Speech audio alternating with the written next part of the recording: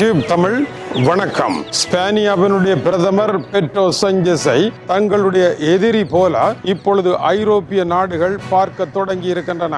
Morocco நாட்டில் இருந்து 60,000 வரையான அகதிகள் எல்லை மீறி ஸ்பானியாவிற்குள் நுழைந்த விவகாரம் ஐரோப்பாவிற்குள் பலத்த அதிர்ச்சியை ஏற்படுத்தி இருக்கின்ற நிலையில் இதற்கான குற்றச்சாட்டுக்களை மொரோக்கோவின் மீது போடாமல் ஸ்பானியாவினுடைய பிரதமர் பெட்ரோ சாnchez மீது சுமத்துவது மிகவும் இலகுவாக இருக்கின்றது ஐரோப்பிய தலைவர்களுக்கு. ஸ்பானியா இதை தடுப்பதற்கு ஒழுங்கான நடவடிக்கைகள் எதையும் எடுக்கவில்லை. ஸ்பானியாவினுடைய இப்போதைய சோசலிச ஆட்சியானது உலக அகதிகளுக்கு வாய்ப்பான தளர்வான கொள்கையை கடைபிடித்த காரணத்தினால் ஐரோப்பா என்கின்ற பிரம்மாண்டமான கப்பலையே ஆட்டம் கண்டு வெடிக்க செய்துவிட்டது அது என்றும், செங்கன் உடன்படிக்கை என்பது ஐரோப்பாவில் இருக்கின்ற ஒரு நாட்டிற்கு விசா எடுத்து வருவோமாக இருந்தால் சுமார் 22 வரையான நாடுகளுக்கு விசா எடுக்காமலே அந்த ஒரு நாட்டினுடைய விசாவுடன் மற்ற நாடுகளுக்கு செல்வதற்காக ஏற்படுத்தப்பட்ட ஒரு நடவடிக்கை ஆகும்.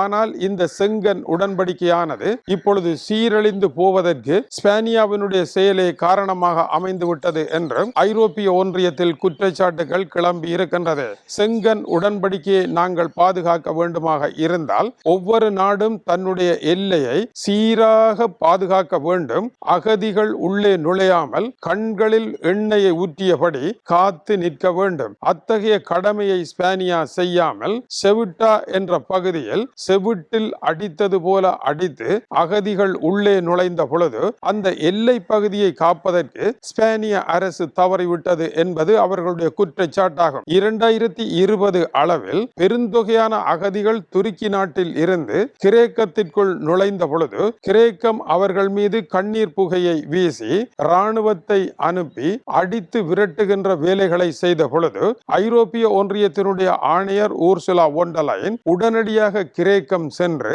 கிரேக்கத்தின் செயல்களை பாராட்டி ஐரோப்பிய எல்லையை பாதுகாக்கின்ற எல்லை பாதுகாப்பு வீரன் என்று கிரேக்கத்திற்கு தனியான பெயரிட்டு கிரேக்கத்திற்கு சிறப்பு நிதியையும் ஒதுக்கி திரும்பினார். அது போன்ற ஒரு நிலை இன்று ஸ்பானியாவில் இல்லை. அதற்கு எதிரான வேலையை ஸ்பானியா செய்துவிட்டது என்பது அவர்களுடைய குற்றச்சாட்டாகும். இது தொடர்பாக மெய் நிகர் மாநாடு ஒன்று ஐரோப்பிய நாடுகளினுடைய வெளியுறவுத்துறை அமைச்சர்கள் மட்டத்தில் நடைபெற இருக்கின்றது.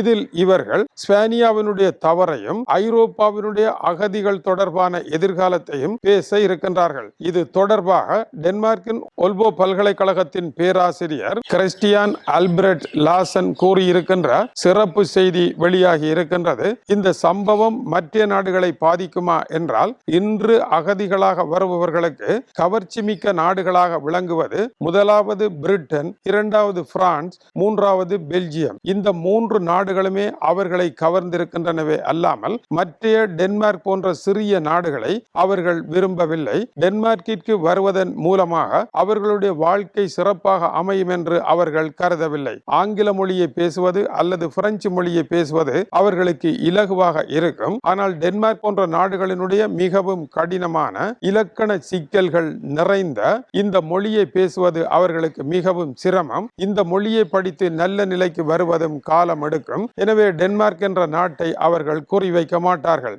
டென்மார்க்கில் அகதிகளாக வருபவர்களுக்கு எதிராக கடுமையான சட்டங்கள் இருக்கின்றன. அந்த கடுமையான சட்டங்களை தாண்டி அவர்கள் இடம் பிடிக்க முடியாது. முதலாவதாக அவர்கள் நினைத்தவுடன் படகிலேறி இங்கு வந்துவிட முடியாது. டென்மார்க்கை பொறுத்தவரையில் 4 விடயங்களில் குறிப்பாக இருக்கின்றது. முதலாவது, அவர் வந்ததற்கான காரணம் அந்த நாட்டில் இனத்துவேசம் இருக்கின்றதா என்பதையும் அந்த இனத்துவேசம் தனிப்பட்ட முறையில் அவரை எப்படி பாதித்திருக்கின்றது என்பதையும் நிறுவ வேண்டும். மொழி துவேசம் இருக்கின்றதா என்பதை நிறுவி அந்த மொழி பாகுபாடு காரணமாக தனக்கு ஏற்பட்ட பிரச்சனை என்னவென்பதை நிறுவ வேண்டும். அதுபோல இனத்துவேசம் ஒன்று இருக்கின்றதா, இருந்தால் அதையும் நிறுவ வேண்டும். கூடவே கருத்து சுதந்திரத்தை கூற முடியாமல் அரசியல் கருத்துக்களை கூற முடியாத சூழ்நிலை இருக்குமாக இருந்தால், அதனால் தான் பாதிக்கப்படுவேனாக இருந்தால் அதையும் நிறுவ வேண்டும். அது மக்களுக்கு ஏற்பட்ட பிரச்சனையால் வந்திருக்கின்றேன் என்று கூற முடியாது. சொந்த வாழ்வில் தன்னை எவ்வாறு பாதித்திருக்கின்றது என்பதை நிறுவ வேண்டும். அப்படி நிறுவுகின்ற ஒருவர் தன்னுடைய சொந்த நாட்டில் இருந்து டென்மார்க்கிற்கு விண்ணப்பிக்க முடியாது. அவர் சொந்த நாட்டில் இருந்து வெளியேறி இன்னொரு தஞ்சம் கேட்கும் நாட்டில் இருந்துதான் தன்னுடைய விண்ணப்பத்தை வழங்க வேண்டி வரும். இது பெரும் சிரமமாக இருக்கின்றது. வந்தவர்களுக்கும் இப்பொழுது இருக்கின்ற புதிய சட்டங்களின் படி உடனடியாக குடும்பத்தை எடுத்துக் கொடுக்கின்ற நடவடிக்கைகள் நடைபெறாது. அது மிக தாமதமான ஒன்றாக இருக்கின்றது. இதைவிட விண்ணப்பித்து வருபவர்கள் வேலைக்காக என்றால் அவர்கள் விண்ணப்பிக்கின்ற வேலைக்கு